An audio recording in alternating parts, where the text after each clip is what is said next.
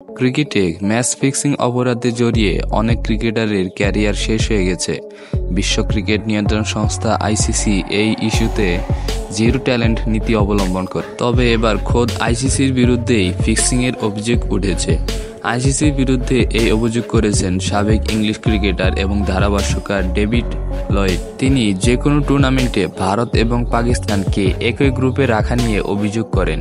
তার অভিযোগ, সবসময় ভারত এবং পাকিস্তানকে একই গ্রুপে রাখা হয় যাতে টুর্নামেন্টে পাকিস্তান হেরে যায়। হাই ভোল্টেজ এই ম্যাচ নিয়ে আইসিসির এমন পরিকল্পনাকে ফিক্সিংয়ের সঙ্গে তুলনা করেছে লয়েড। তিনি বলেন, আমরা ক্রিকেট ফিক্সিং সম্পর্কে দীর্ঘদিন ধরে কঠিন সব কথা বলছি, কিন্তু দেখুন, ভারত এবং পাকিস্তানকে যে কোনো টুর্নামেন্টেই একই গ্রুপে রাখা হয়।